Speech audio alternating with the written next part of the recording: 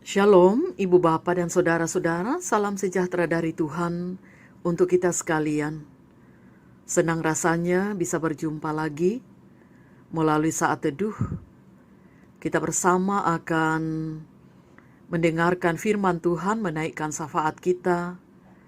Untuk itu mari siapkan hati, kita akan beribadah bersama. Sebelum kita membaca firman Tuhan, mari kita berdoa. Kami bersyukur kepadamu Tuhan, saat ini kami dipertemukan lagi dengan saudara-saudara kami yang merindukan untuk mendengarkan firman Tuhan.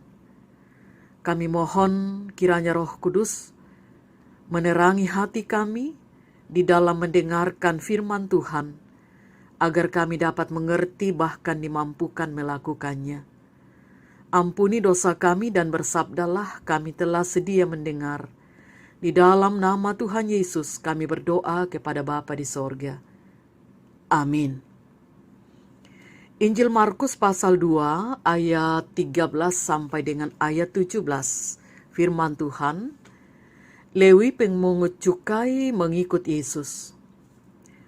Sesudah itu Yesus pergi lagi ke pantai danau. Dan seluruh orang banyak datang kepadanya, lalu ia mengajar mereka. Kemudian ketika ia berjalan lewat di situ, ia melihat Lewi anak Alfeus duduk di rumah cukai. Lalu ia berkata kepadanya, "Ikutlah aku." Maka berdirilah Lewi, lalu mengikuti dia. Kemudian ketika Yesus makan di rumah orang itu, banyak pemungut cukai dan orang berdosa makan bersama-sama dengan dia dan murid-muridnya, sebab banyak orang yang mengikuti dia.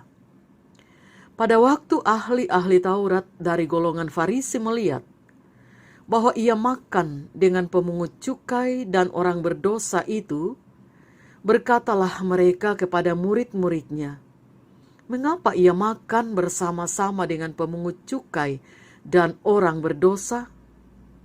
Yesus mendengarnya dan berkata kepada mereka, "Bukan orang sehat yang memerlukan tabib, tetapi orang sakit. Aku datang bukan untuk memanggil orang benar, melainkan orang berdosa." Demikian firman Tuhan. Amin. Membenci dosa, mengasihi orang berdosa. Itu tema kita dalam ibadah saat ini. Saudara-saudara, Yesus terus mengajar orang banyak. Namun tampaknya di dalam Injil Markus ini tidak begitu banyak melaporkan isi pengajaran dari Tuhan Yesus. Markus lebih fokus pada narasi yang dampaknya dapat dihasilkan atau respons orang terhadap perbuatan Yesus. Di dalam narasi ini terungkap dua bentuk perbuatan Yesus. Yang pertama, Yesus memanggil seorang pemungut cukai, ayat 14, yang bernama Lewi. Apakah Lewi ini adalah Matius? Tidak dapat dipastikan. Namun akhir-akhir ini banyak pakar berpendapat bahwa Lewi dan Matius adalah dua orang yang berbeda. Jika murid-murid yang dipanggil Yesus dalam pasal 1 ayat 16 sampai 20 segera meninggalkan pekerjaan mereka, maka Lewi hanya dikatakan bangkit dan mengikut dia, ayat 14. Namun respons yang diberikan sama, yaitu ketika mendengar panggilan Yesus, Lewi segera mengikutinya, meninggalkan profesinya sebagai pemungut cukai. Kesegeraan respons Lewi memberi indikasi bahwa Lewi telah mengenal Yesus sebelumnya. Yang kedua, Yesus makan bersama dengan orang-orang berdosa ayat 15. Lewi sekarang memiliki status baru, yaitu sebagai pengikut Yesus. Lewi bersukacita. Ia lantas mengekspresikan sukacita itu dalam sebuah perayaan. Bahkan setiap kali Lewi mengingat perayaan tersebut, sukacita yang mendasari perayaan tersebut pun menjadi bagian yang terus dihayati oleh Lewi. Kita belajar tentang makna perayaan yang memiliki dua fungsi. Yang pertama, fungsi sosial, yaitu sebagai sarana untuk bersekutu dan berbagi dengan teman-teman. Yang kedua, fungsi historis, sebagai peringatan. Ketika kita sedih dan kecewa, maka dengan mengenang kembali peringatan sukacita tersebut, kita mengingat kembali kebaikan Allah kepada kita. Memang saudara, hidup dalam persekutuan dengan Allah di dalam Yesus Kristus itu adalah suatu perayaan. Saudara-saudara, membenci dosa dan membenci orang berdosa adalah dua hal yang berbeda. Kita harus seperti Yesus, membenci dosa, tetapi mengasihi orang berdosa. Terpujilah Tuhan. Amin. Mari bersama kita bersyukur dan kita berdoa. Terpujilah Engkau Allah Bapa kami di sorga, yang boleh memberkati kami dengan firman-Mu yang telah kami dengarkan. Kiranya kami semakin kuat mengimani bahwa kami telah dipanggil dari tengah keberdosaan kami dan kembali diutus untuk mengasihi setiap orang, sehingga akan semakin banyak orang yang menjadi percaya kepada Tuhan.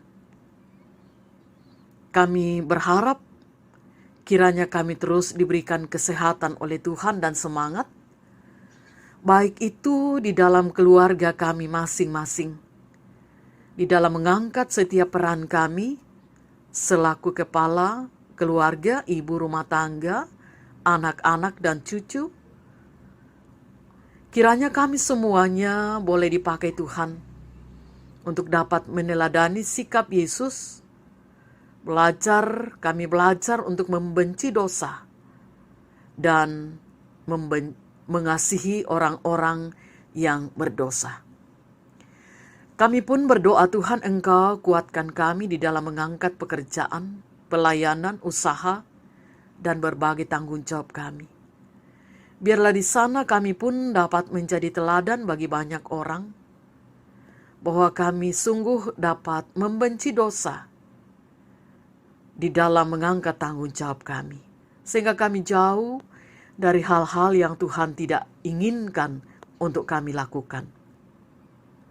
Di tengah pergumulan-pergumulan yang kami hadapi, ajarkan pula kami Tuhan, untuk tetap bijaksana menjalani kehidupan, meskipun kami bergumul, sehingga kami tidak jatuh ke dalam dosa, karena kami mengeluh dan tidak merasakan dan atau kami tidak lagi mengharapkan kehadiran Tuhan karena keluhan yang sungguh terlalu kami rasakan dalam hidup ini. Bapa kami di sorga, di tengah pandemi COVID-19 yang sampai saat ini belum juga berakhir, terus menjadi persoalan dan pergumulan yang kami hadapi. Biarlah pula kami tetap diberikan kesabaran. Di saat kami mengeluh, kami tidak berdosa, tetapi kami mengeluh dalam pengharapan kepada Tuhan. Kami yakin sungguh Tuhan, badai ini akan berlalu dari kehidupan kami. Kami mendoakan anggota keluarga kami yang sakit, yang bergumul dengan berbagai persoalan-persoalan dan yang berduka cita.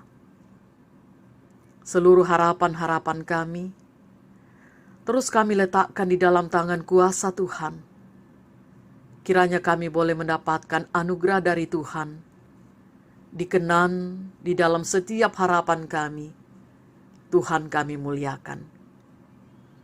Bapa di sorga, tuntunlah selanjutnya langkah hidup kami.